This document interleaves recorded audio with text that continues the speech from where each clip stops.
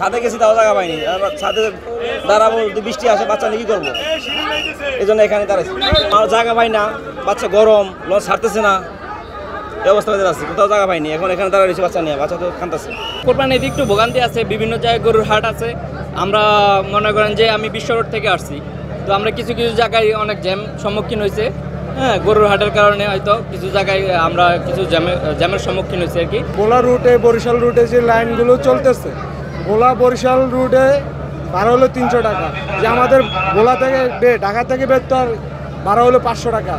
এখানে সিন্ডিকেট চলতেছে, সিন্ডিকেটের কেবিন থাকা বলে নাই, এই লঞ্চ কর্তৃপক্ষ কোনো মানে নিতেছে না। সরকারের যে ভাড়া আছে, সরকার কর্তৃক যে প্রত্যেকটা যাত্রীর যে নির্ধারিত ভাড়া, সেই ভাড়ার চাইতে আমরা কম নিচ্ছি এবং পূর্বে কম নিয়েছি, আর এখনও আজ ঈদ উপলক্ষে যে আমরা বেশি নেব না, সেটাও না, আগের ভাড়াই আমরা বহাল রাখছি।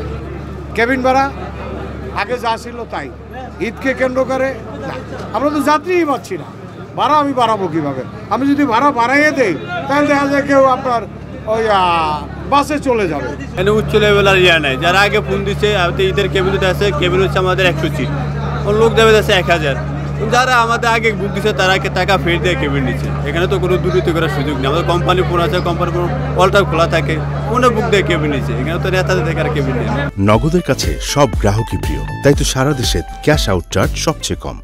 ছাড়া কি আমাদের অনলাইনে টিকিট বিক্রি করা, ঠিক আছে, আমাদের শিডিউল টাইম হলো 8টা 10-এ, ঠিক আছে, সেখানে আমরা টাইম দিচ্ছি 6টায়, 6:30টার মধ্যে আসতে হবে। এখন যদি আমরা ছেড়ে যাই, এই টাকাটাই আমাদের ফেরত দিতে হবে, এটা বড় কথা না, কিন্তু এই যাত্রী যে হয়রানি, কঠিন হয়রানি, বাল বাচ্চা নিয়ে আসবে, কারণ তারা তো 15 দিন 1 মাস আগে কেবিন নিয়ে রাখছে। এখন এই কেবিন নিয়ে যদি লঞ্চ না পায়, তখন তারা আরও বেশি হয়রানি হবে। এরা হয়তো একটু গরম হইব, যে দেখেন অন্তত আমার 100 সিট কেবিন হতে 50 সিট কেবিন আসছে, আর বাকি 50 সিট কেবিন লোক আসে। এই 50 সিট কেবিন 1 মাস আগে আমাদের টাকা দিয়ে বুকিং দিয়ে রাখছে আজকে যাওয়ার জন্য। এখন আমি কি করতে পারি? যদি এখন আমি সাইডানো দেই, তাহলে এই 50 সিট কেবিনের যাত্রীর ভোগান্তি, আর এখন যদি সাইডা না দেয় তাহলে তাদের ভোগান্তি। এই দুজনকে একটা শিডিউল করতে হবে।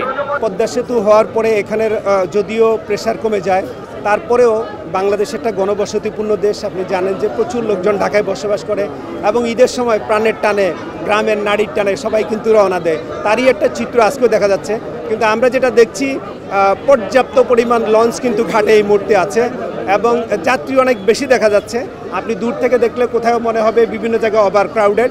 আমি 2-1টা লঞ্চের ভিতরে উঠে দেখেছি, ভিতরে কেবিনে যে সমস্ত লোকজন থাকার কথা, তারা গরম এবং আপনার একটু বাতাস খাওয়ার জন্য, বাইরের পরিবেশটা দেখার জন্য একটু ডেকে এসে দাঁড়িয়েছে, লঞ্চের উপরে এসে দাঁড়িয়েছে একটু হাওয়া বাতাস খাওয়ার জন্য মূলত।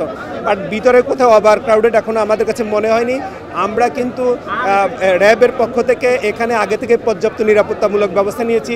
তার বাইরে নৌ পুলিশ অত্যন্ত কাজ করছে, ঢাকা মেট্রোপলিটন পুলিশ কাজ করছে। এর পরে একটা দুর্ঘটনা এখানে ঘটেছে, এই ধরনের দুর্ঘটনা যেন পুনরাবৃত্তি না হয়, কোনো প্রাণহানি যেন না ঘটে। ইতিমধ্যে BIWTA কর্তৃপক্ষ চেয়ারম্যান মহোদয়ের ওখানে আমাদের সাথে কোঅর্ডিনেশন মিটিং হয়েছে, সব সংস্থার সাথে, সবাই খুব তৎপর। মাঠ পর্যায়ে আমাদের ট্রাফিক ইন্সপেক্টর এবং আমাদের যে ম্যাজিস্ট্রেট তারা কাজ করে থাকেন এবং এই ক্ষেত্রে যাত্রীদের যাতায়াতের জন্য পর্যাপ্ত লঞ্চের ব্যবস্থা করা হয়েছে। ঢাকা নদীবন্দর থেকে প্রতিদিন যেখানে আপনার 65টা লঞ্চ ছেড়ে যেত, এখন গতকাল 94টা লঞ্চ ছেড়ে গেছে। আশা করছি যে আজকে 110-12 মতো যেতে পারে এবং যাত্রীদের চাপ আছে সেদিকে আমরা লক্ষ্য রেখেই আমরা লঞ্চের 10 থেকে 15টা লঞ্চ আমরা স্পেশাল ব্যবস্থা করেছি।